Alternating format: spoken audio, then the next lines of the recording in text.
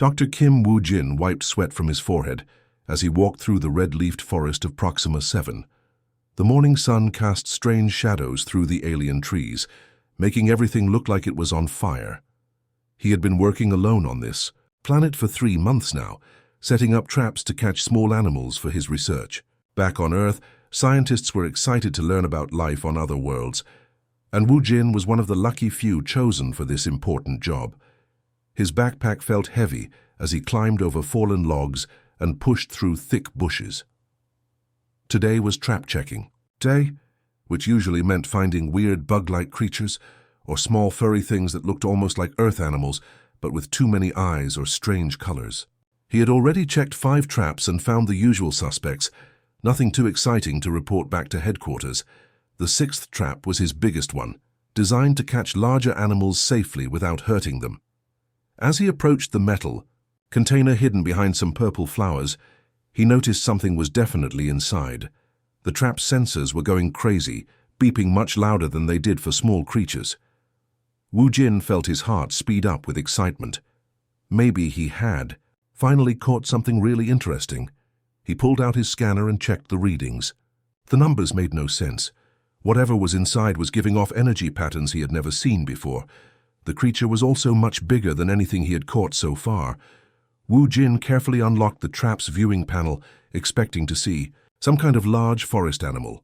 What he saw instead made him drop his scanner. Inside the trap was a person. Well, something that looked like a person but definitely was not human.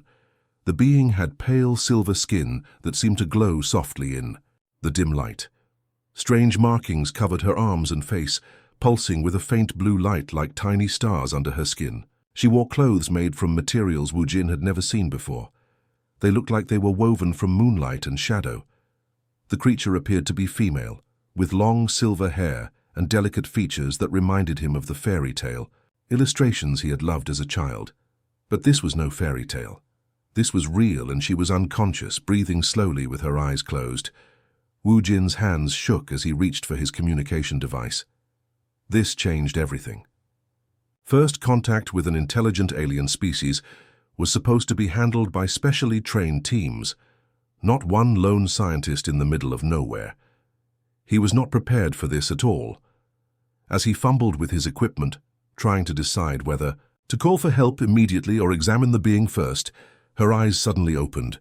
They were the most beautiful violet color he had ever seen, like deep amethysts catching sunlight. For a moment they stared at each other in complete silence. Then terror filled those violet eyes.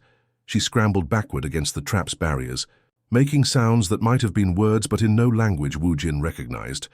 Her voice was musical, but filled with panic. The glowing marks on her skin began pulsing faster and brighter, like an emergency warning system. She pressed herself against the far wall of the trap, shaking with fear as she stared at him. Woo-jin raised his hands slowly, trying to show he meant no harm. But the gesture only seemed to frighten her more. She made more urgent sounds, and he realized she was probably trying to plead with him. The universal translator on his belt was making confused beeping noises, unable to process her language. This was not how first contact was supposed to go. Woo-jin had moved the alien girl to his research station's storage room, which he quickly converted into a safe space with blankets, a small table, and some basic supplies. He kept the door open to show he wasn't trying to imprison her, but she still huddled in the far corner like a frightened animal. Every time he entered the room, she would point to herself and whisper what sounded like Nara in her musical voice. The universal translator hanging from his belt kept making frustrated beeping sounds. It could pick up some words, but the meaning came out all wrong. When Nara spoke, the device would spit out jumbled phrases like Darkness Eater and Flesh Render and Nightmare Walker. None of it made sense to Woo-jin, but the fear in her violet eyes was crystal clear. He tried speaking slowly and clearly. "My name is Woo-jin. I am a scientist. I study animals and plants. I will not hurt you." The translator did its best to convert his words, but judging by Nara's reaction, something was getting lost in translation. She would listen to the mechanical voice, then shake her head frantically and back further into the corner. The worst part was trying to give her food and water. Wu Jin knew she must be hungry and thirsty after being trapped for who knows how long. He brought her some of his emergency rations, simple nutrition bars and clean water in clear containers. But when he set them down near her, Nara's reaction was pure terror. Her skin patterns began flashing rapidly, cycling through blues and purples and whites in what looked like a panic response. She made urgent sounds that the translator converted to phrases like feeding ritual and preparation time and final meal. It dawned on Wu Jin with horror that she thought he was fattening her up before doing something terrible to her.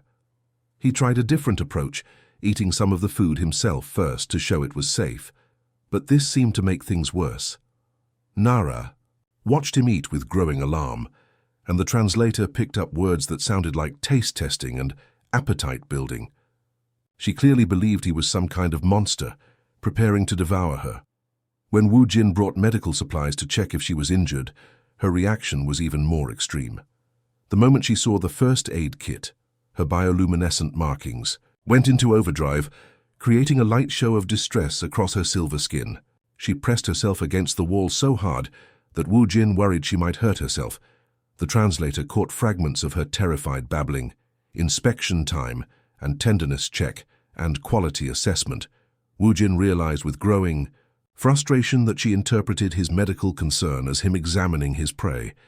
In her mind, he was probably some legendary monster from her people's stories, carefully preparing her for consumption. He tried showing her pictures on his tablet, images of Earth, of humans helping each other, of medical care being given with kindness. But Nara couldn't understand the technology and seemed to think the glowing screen was some kind of torture device. She would turn away and cover her eyes whenever he brought it near. The language barrier felt impossible to cross. Every gesture of kindness was misinterpreted as cruelty. Every offer of help was seen as a threat. Wu Jin found himself getting frustrated, not with Nara, but with the situation. Here was first contact with an intelligent alien species, and instead of the amazing moment he had always dreamed about, it was turning into a nightmare of miscommunication. By the end of the first day, both of them were exhausted. Nara had barely moved from her corner, and Wu Jin felt like the worst person in the galaxy. He sat outside her room, listening to her soft, frightened sounds, and wondered how he was ever going to convince her that humans were not the monsters she believed them to be. 3 days had passed since Wu Jin found Nara, and the situation wasn't getting any better. She still refused to eat or drink much, and the fear in her eyes hadn't faded. Wu Jin was running out of ideas. He had tried everything he could think of, drawing pictures, using hand gestures, even attempting to sing to show he was friendly. Nothing worked. Then he had a new idea. Maybe if Nara could see what he actually did all day, she would understand he wasn't a monster. Wu Jin set up his camera and started recording everything. His morning routine, his work in the lab, his trips into the forest to check other traps. He wanted to show her that he was just a regular person doing his job. The first video he showed her was of him releasing a small purple creature that looked like a fuzzy lizard.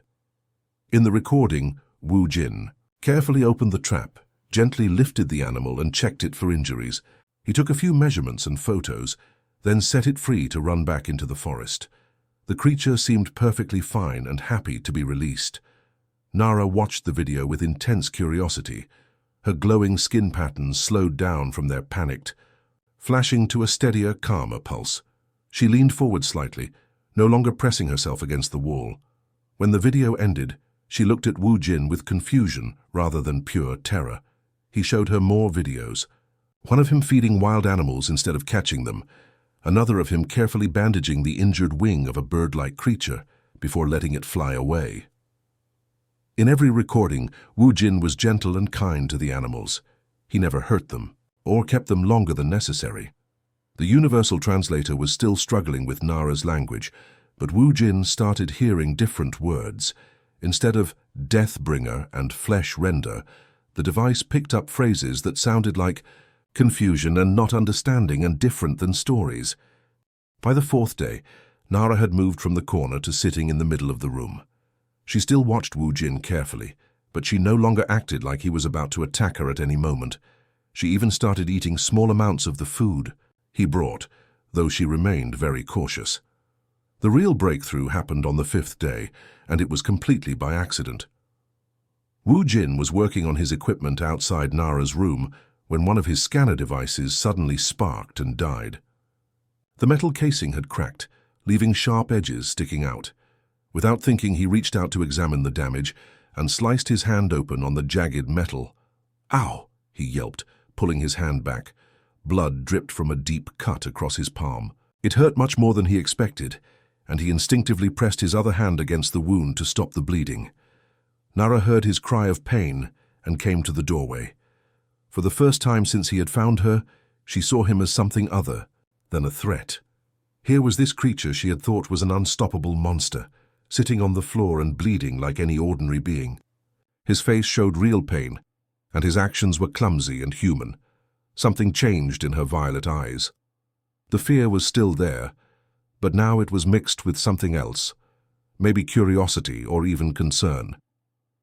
To Wu Jin's amazement, Nara slowly approached him. She knelt down a few feet away and made soft sounds that the translator couldn't interpret, but her tone was gentle. She reached into a hidden pocket in her strange clothing and pulled out a small container filled with silvery paste. Nara gestured to his injured hand and said something that sounded like a question. Her skin patterns had shifted to soft blues and greens instead of the panicked reds and purples he had grown used to seeing. Wu Jin carefully extended his bleeding hand toward her. Nara took a tiny amount of the paste on her finger and gently applied it to his cut. The paste felt cool and tingly, and amazingly the pain began to fade immediately.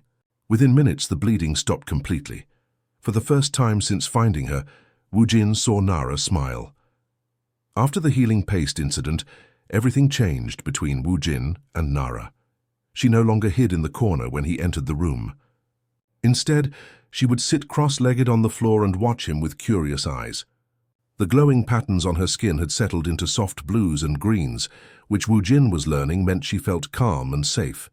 Their first real conversation happened when Nara pointed to herself and said clearly, "Nara Silhai." Then she pointed to him with a questioning look. Wu Jin understood immediately. "Wu Jin," he said, tapping his chest. "Human." Nara repeated the word slowly. "Human. Wu Jin human." From there, they began teaching each other basic words. Nara would point to objects around the room, water, food, light, door, and say the words in her musical language. Wu Jin would repeat them back, often getting the pronunciation wrong, which made Nara's skin patterns flutter in what he realized was laughter. The universal translator was getting better at understanding their conversations. After a week of this language exchange, Wu Jin finally learned Nara's story, and it broke his heart. Nara's people, the Silhai, had once lived peacefully on a beautiful world with crystal cities and floating gardens. But then the Vectar came. She described them as ruthless hunters who traveled from planet to planet, conquering and destroying everything in their path. They didn't just want resources or territory, they seemed to enjoy causing fear and suffering. "My family," Nara said, her skin patterns turning sad shades of purple. "We ran when the dark ships came. Many ships, all Silhai, trying to escape. Across the stars. The Vectar had chased them relentlessly. Nara's family group had been hiding on a small moon when the hunters found them again. In the chaos of the attack, Nara had gotten separated from her parents and younger brother. She managed to escape in a small pod, but it was damaged and could only make one jump through space. I picked this world," she said, gesturing around them. "Looked empty, safe, but pod crashed in forest. Been hiding here many weeks, afraid Vectar would find me." Wu Jin felt terrible. While he had been peacefully studying plants and animals, Nara had been alone and terrified, thinking every sound might be her enemies coming to finish what they started. No wonder she had been so frightened when she first saw him. He told her about his own mission, how humans were exploring space, looking for new worlds where they could build homes and communities. He explained that thousands of human families were coming to this planet in big ships, hoping to start fresh lives here. "We're not conquerors," he assured her. "We just want to live peacefully and learn about the universe." Nara listened carefully, and her skin patterns shifted to thoughtful yellows and whites. Your people, they help others, like you helped forest creatures? Yes, Wu Jin said. Humans believe in helping those who need it. This seemed to fascinate Nara. She asked many questions about Earth and human society. In return, she began teaching Wu Jin about the real dangers on this planet that his surveys had completely missed. Together, they started taking walks around the research station. Nara showed him which plants were actually carnivorous and would grab anything that came too close. She pointed out the beautiful flowers that released toxic spores at night. She taught him to recognize the warning calls of creatures that meant much larger predators were nearby. "You're very lucky to be alive," she told him one afternoon as they examined a seemingly innocent bush that was actually covered in invisible, stinging hairs. "This world tries to kill everything that doesn't belong." Wu Jin realized that for 3 months he had been walking through a death trap without knowing it. His Earth training had prepared him for normal dangers, but this alien world had tricks that no human had ever encountered. As the days passed, their friendship grew stronger. Nara's fear disappeared completely, replaced by genuine curiosity about humans and their culture. Wu Jin felt like he was living in a dream. The first human to make friends with an alien, learning secrets of survival on a world that wanted to kill him. Neither of them knew that their peaceful time together was about to end. It was a peaceful morning when everything went wrong. Wu Jin was showing Nara how to use his coffee maker. She found the bubbling sounds amusing, and her skin patterns were dancing with happy golden colors. They had developed a comfortable routine over the past 2 weeks, spending their days exploring the forest together and their evenings sharing stories about their different worlds. Then the proximity alarms started screaming. Wu Jin rushed to his monitoring station, thinking it might be an asteroid or space debris. The screen showed multiple contacts approaching the planet, not random rocks, but organized formations of spacecraft moving with clear purpose. His heart sank as he counted them. 12 ships, all of unknown design, coming straight toward their location. "Probably just explorers like me," he muttered, trying to stay calm. "Maybe they're from Earth and got here early." But when he turned around, Nara was standing frozen in the middle of the room. Her skin had gone completely white, all the happy golden patterns replaced by stark, terrified silver. She was staring at the screen with the same look of absolute terror he had seen when she first woke up in his trap. "Nara, what's wrong?" She pointed at the screen with a shaking finger and whispered one word that made Wu Jin's blood run cold. "Vector." The next few minutes were chaos. Nara began speaking, rapidly in her own language, too fast for the translator to keep up. What it did catch were fragments like death ships and planet killers and nowhere to run. Her skin patterns were flashing so rapidly they looked like strobe lights. Wu Jin grabbed her shoulders gently. "Nara, slow down. Tell me what this means." She took a deep breath and switched back to the broken human speech they had been practicing. "Vector found me, found this world.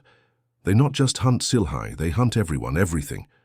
As she explained, Wu Jin felt sick to his stomach. The Vector weren't just the enemies of Nara's people. They were an empire that had been expanding across the galaxy for centuries, wiping out or enslaving every intelligent species they encountered. They saw other life forms as either useful resources or obstacles to be eliminated. "They came to my homeworld first as traders," Nara said, her voice hollow with memory. "Seemed friendly. We welcomed them. Then more ships came. Then armies. They study us, learn our weaknesses, then destroy everything." Wu Jin stared at the approaching ships on his screen. His small research station had no weapons, no shields, no way to fight back. He was just one person with basic scientific equipment. Against 12 warships, he might as well be throwing rocks. But that wasn't even the worst part. "Nara, there's something I need to tell you," he said quietly. "My people, humans, we have thousands of families coming to this planet. Big ships full of children, elderly people, ordinary citizens looking for a new home. They'll be here in about 4 months." Nara's eyes went wide with horror. "How many?" 50,000 people, maybe more." She sat down heavily, her skin now cycling through colors Wu Jin had never seen before. Deep purples and blacks that seemed to absorb light rather than reflect it. Vectar will wait for them. Will set trap. Your people not know danger, will. Come here thinking world is safe. The reality of the situation hit Wu Jin like a punch to the gut. The human colony ship was traveling at sublight speed, following routes that took months to complete. They had no way of knowing that their new home had been claimed by hostile aliens. They would arrive expecting to start building farms and schools and communities, not to find themselves walking into a war zone. What do the Vectar do when they take over a planet? Wu Jin asked, though he wasn't sure he wanted to know the answer. Nara's skin patterns went completely dark. They make it into base for attacking other worlds, build factories, training camps, slave pens, turn whole planet into weapon for making more war. Wu Jin looked at his monitoring equipment, then at Nara's frightened face, then back at the screen, showing those 12 ships getting closer every minute. Somewhere out in space, 50,000 unsuspecting humans were traveling toward what might be their deaths, and there was absolutely nothing one lone scientist could do to stop it, or was. There? Nara, he said slowly, an idea beginning to form in his mind. How long does it usually take the Vectar to set up their bases? Depends on world. This planet has good resources, strategic location. They take time to build properly, maybe 3-4 months. Wu Jin felt a spark of hope. It wasn't much, but it was something. 4 months to figure out how to warn the colony. Ship. 4 months to find a way to fight back against an empire that had conquered dozens of worlds. 4 months to save both their peoples from extinction. The Vectar ships landed 3 days later, choosing a flat area about 50 kilometers from Wu Jin's research station. From his hidden cameras, he and Nara watched dark, angular vessels touch down and immediately begin unloading equipment. The aliens themselves looked like walking nightmares, tall, skeletal creatures in black armor that seemed to absorb light. We have maybe 2 weeks before they start serious scouting, Nara whispered, as they watched the footage. They always secure landing zone first, then spread out to map everything. Wu Jin nodded grimly. 2 weeks to turn a peaceful research station into something that could resist an alien invasion. It seemed impossible, but they had to try. Their first job was turning his scientific equipment into weapons. Wu Jin's portable scanner could detect metal and energy signatures from several kilometers away, perfect for an early warning system. He and Nara worked together to modify its programming, teaching it to recognize the specific energy patterns that Vectar technology gave off. Their ships use crystalline power cores, Nara explained, as she helped him adjust the scanner's sensors. Makes distinct vibration pattern. Once machine learns it, can detect Vectar coming from very far away. Next, they tackled his sample collection drones. These small flying robots were designed to gather plant and soil samples, but Wu Jin realized they could be modified for more dangerous purposes. He removed the collection containers and replaced them with improvised explosive devices made from his emergency flares and chemical analysis supplies. Nara watched him work with fascination. Human engineering very different from Sci-Fi methods. We focus on harmony with nature. You focus on making tools do many different jobs. Sometimes you have to improvise, Wu Jin said, carefully connecting wires inside the drone. My grandfather always said humans are best at making something out of nothing. Their biggest breakthrough came when Nara suggested using the planet's unique geology against their enemies. The red forests sat on top of a network of underground caves filled with unstable crystal formations.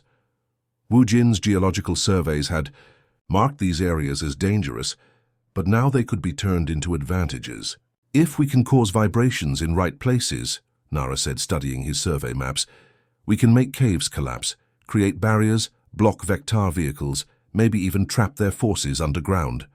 Wu Jin grinned.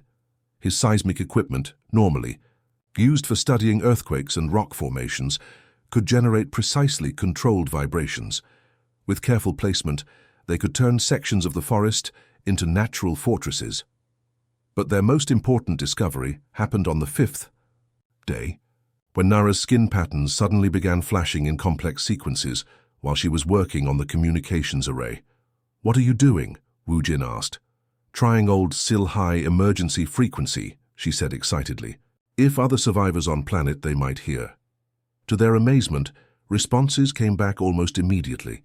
Flashing lights from distant hills reflected sunlight patterns that spelled out messages in Sci-Fi code. Other refugees had been hiding, all across the planet, waiting and hoping for rescue that never came. Over the next week, they established contact with 17 different survivor groups.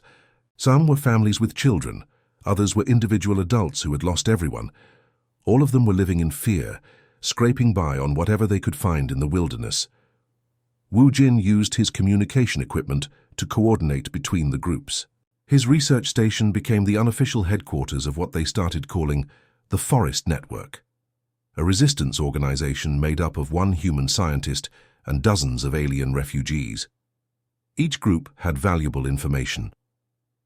The Sci-Fi, hiding near the northern mountains, reported seeing Vector scout flights mapping mineral deposits. The family hiding in the southern swamps had observed construction robots building what looked like a communications tower. Slowly, they began to understand the invaders' plans. They're not just setting up a base, Wu Jin realized as he studied all the reports.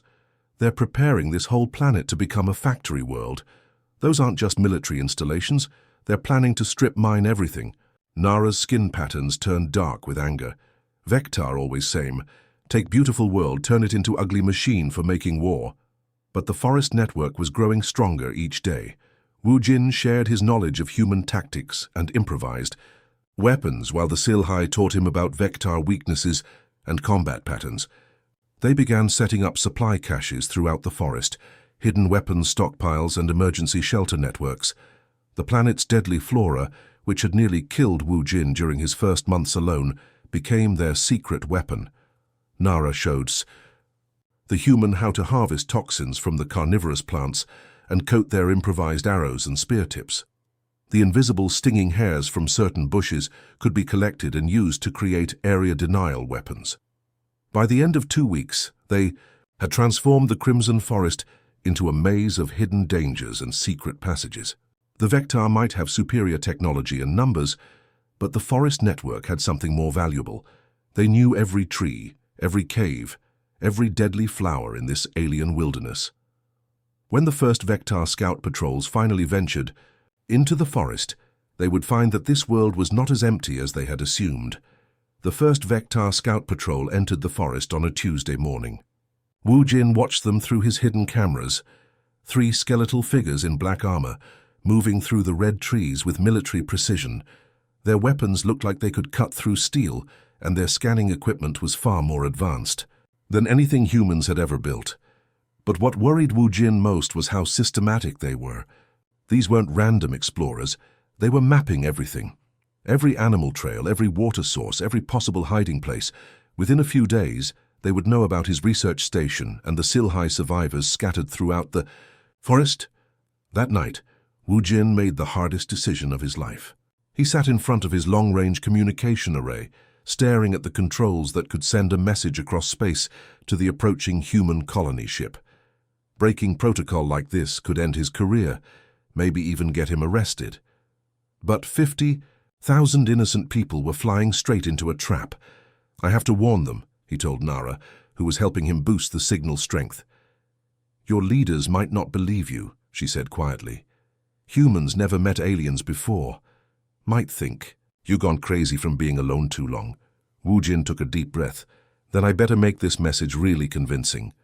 He activated the recorder and began speaking directly to Captain Lee Min-ho, the man leading the colony expedition. Wu Jin had met him briefly during training back on Earth, a thoughtful, careful leader who always put his people's safety first. Captain Lee, this is Dr. Kim Wu Jin at the Proxima 7 research station. I'm sending this message on emergency frequency, Alpha 7. What I'm about to tell you will sound impossible, but I need you to listen carefully. We are not alone on this planet, and we are not alone in the galaxy. Over the next hour, Wu Jin recorded everything. He showed footage of Nara and explained how he had found her. He shared her story about the Sci-Fi refugees and their war with the Vector. He transmitted the scanner readings from the enemy ships and the surveillance footage of their landing site. Captain, these Vector aren't just after Nara's people. They conquer every world they find. If they establish a base here, they'll be in position to attack Earth itself someday. This is humanity's first contact with hostile aliens, and we need to be ready. The message would take 6 weeks to reach the colony ship, even at light speed. Wu Jin could only hope it would arrive in time for Captain Li to change course or prepare defenses. But he didn't stop there.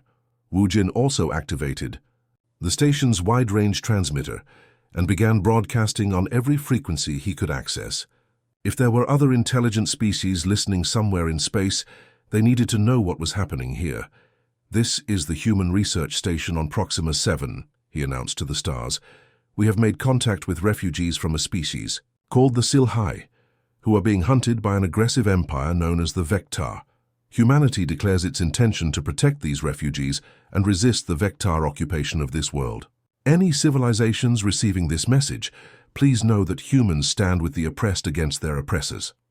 Nara listened to his broadcast with amazement. Her skin patterns shifted through colors he had never seen before, deep golds and bright silvers that seemed to pulse with hope. "No species ever helped Sci-Fi before," she whispered. "Always told to run, to hide, to not be problem for others. But humans choose to fight for people they just met." "That's what we do," Wu Jin said simply. "It's who we are." 3 weeks later, their answer came. Not from the colony ship, which was still too far away, but from Captain Li himself, broadcasting on the same emergency frequency. "Dr. Kim Wu Jin, this is Captain Lee Min-ho of the colony ship New Hope. We have received your message and confirmed your findings through our own long-range sensors. The civilian evacuation protocols are being activated, and we are diverting to a defensive approach vector." Wu Jin felt relief wash over him. The colonists would be ready. But Captain Li wasn't finished. "Dr. Kim, I want you to transmit the following message on all frequencies, in every language your universal translator can manage. Let every species in this galaxy know where humanity stands." What followed was a declaration that would be remembered throughout galactic history. Captain Li's voice was calm but absolutely firm as he spoke words that would change everything. "This is Captain Lee Min-ho, representing the United Earth Colonial Authority and 50,000 human citizens. We have learned of the Vectar threat to this world and its innocent inhabitants. Humanity hereby declares Proxima 7 to be under our protection. Any attack on the Sci-Fi refugees or other peaceful beings on this planet will be considered an act of war against Earth itself." He paused, then continued with even greater determination. "To the Vectar Empire, you have terrorized innocent people across the galaxy for too long. Humanity draws the line here. To any species listening, Earth stands with the oppressed. We will not abandon those who seek freedom and safety." As the message ended, Wu Jin realized that humanity had just announced itself to the galaxy not as explorers or traders, but as protectors.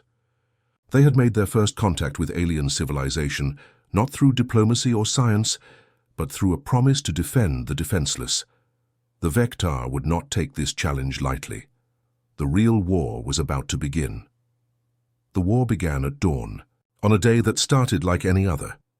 Wu Jin was checking his early warning systems when the alarms started screaming. 12 Vectar patrol craft were lifting off from their base, heading straight for the forest where the Sci-Fi survivors were hiding. "They heard Captain Li's message," Nara said, her skin flashing urgent reds and oranges. "Now they know humans. Coming.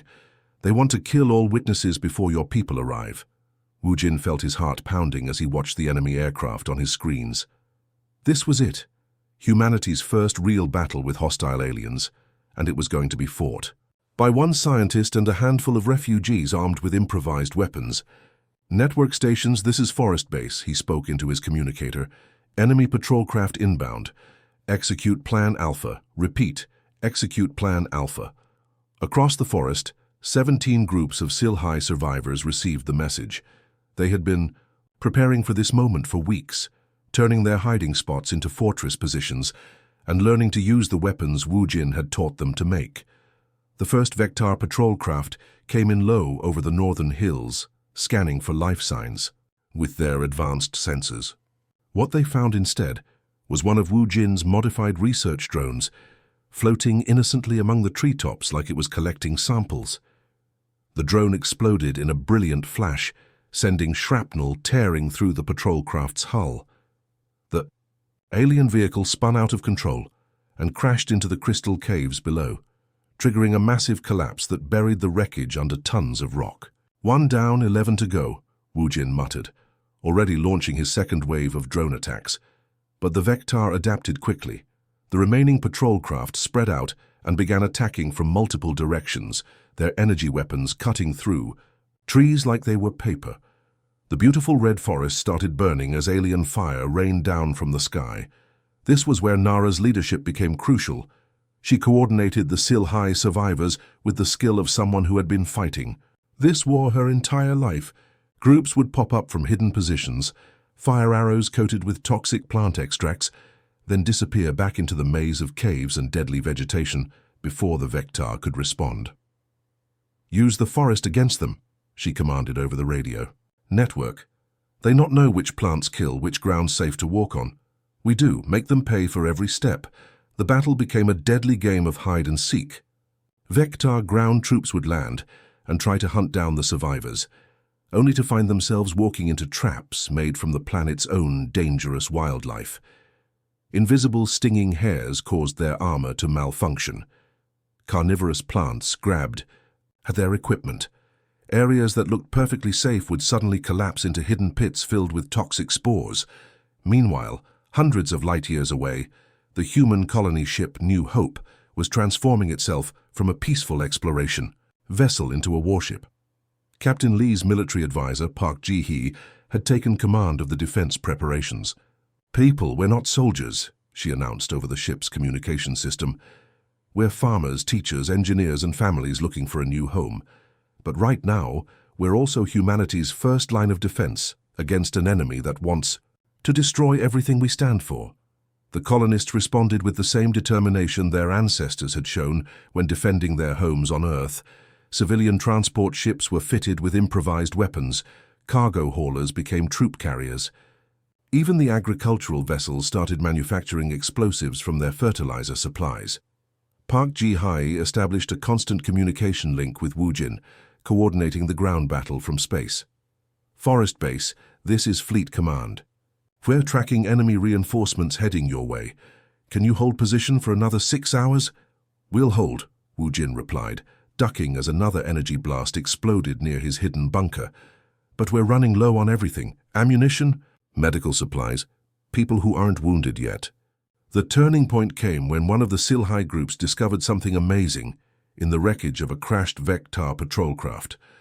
Their communication equipment was still functioning, and more importantly, it wasn't encrypted. "Wu Jin!" Nara's voice crackled over the radio, full of excitement. "We can hear their battle plans. They think we just random animals hiding in forest. They not know we organized, not know we have human technology helping us." With access to enemy communications, the forest network could predict every attack before it happened. Wu Jin's drones started hitting Vectar positions with surgical precision. The Sci-Fi survivors began ambushing enemy patrols at exactly the right moments to cause maximum damage, but the real victory came from something neither side had expected. As word of the battle spread through Wu Jin's wide-range broadcasts, other species began responding. Not with military help, most were too far away, but with intelligence about Vectar tactics and weaknesses. "Forest Base, this is an unidentified transmission," came a new voice over the communication array. "We represent the Kethani Republic. We have been fighting the Vectar for 50 cycles. We transmit tactical data that may assist your resistance." More voices followed. The remnants of a dozen civilizations that had survived Vectar attacks, scattered across the galaxy, but united in their desire to see the Empire finally face real opposition. For the first time in centuries, the Vectar found themselves fighting an enemy that knew their weaknesses, understood their strategies, and refused to run away. The hunters had become the hunted, and humanity had given the oppressed peoples of the galaxy something they had almost forgotten how to feel: hope. The battle for Proxima 7 was far from over, but the tide was beginning to turn. The final battle lasted 3 days and changed everything. By the second day, even the Vectar commanders realized they had walked into something they had never faced before, a united resistance that refused to break. Their usual tactics of terror and overwhelming force weren't working against an enemy that knew the terrain better than they did and had allies feeding them intelligence from across the galaxy. On the morning of the third day, Wu Jin watched through his surveillance cameras as the last Vectar transport ships lifted off from their base loaded with the survivors of their failed invasion. The skeletal aliens who had seemed so terrifying just weeks ago now looked defeated and confused as they retreated into space. "They're really leaving," he said into his communicator, hardly believing it himself. Nara's voice came back over the radio, filled with wonder. "First time in my life I see Vectar run away. They always win, always take what they want, but not this time." Across the forest, 17 groups of Sci-Fi survivors emerged from their hiding places, many of them crying with relief. Some had been running from the Vectar for decades, never believing they would live to see their enemies defeated. Children who had never known peace were finally safe. But the real celebration began 2 weeks later, when the human colony ship New Hope finally arrived in orbit around Proxima 7. Wu Jin stood outside his research station, watching the massive vessel descend through the planet's atmosphere like a metal mountain coming down from the stars. Captain Lee Min-ho was the first person to step off the landing ramp, followed by Park Ji-hai and a small group of other leaders. But what amazed Wu Jin most was what happened next. Instead of treating the Sci-Fi as curiosities or potential threats, the human colonists welcomed them as neighbors and allies. "Dr. Kim," Captain Lee said as he shook Wu Jin's hand, "you've done something remarkable here.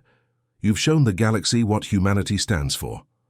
Over the following months, Proxima 7 became something unique in galactic history. The first world, where humans and aliens lived together as equals. The human colonists brought their knowledge of farming, engineering and medicine. The Sci-Fi shared their understanding of the planet's ecology and their advanced biotechnology.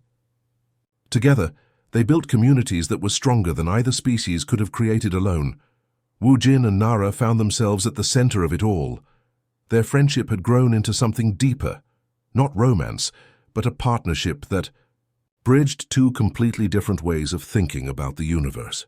They established the Proxima Institute for Xenological Studies, the first research facility dedicated to understanding and protecting refugee species from across the galaxy.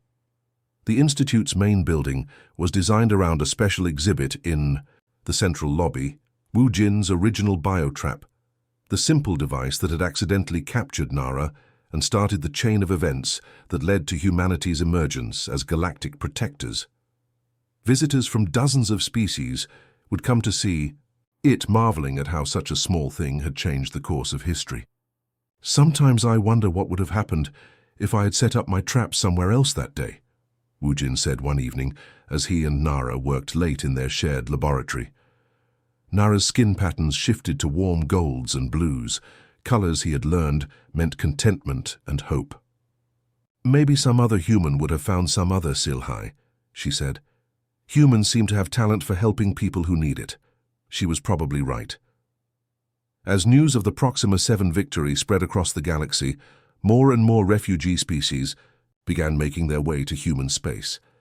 Earth's government established the Refugee Protection Service, with Wu Jin and Nara serving as its first directors. Colony ships that had originally been sent out to establish human settlements instead became rescue missions, gathering up the scattered survivors of Vectar attacks and other galactic conflicts. Humanity had found its role in the universe not as conquerors or traders, but as the species that would stand up for those who couldn't stand up for themselves. It wasn't the destiny anyone had expected, but it felt right. The Vectar Empire still existed, still threatened peaceful worlds across the galaxy, but they now faced something they had never encountered before: organized resistance backed by a species that valued courage over conquest and justice over power.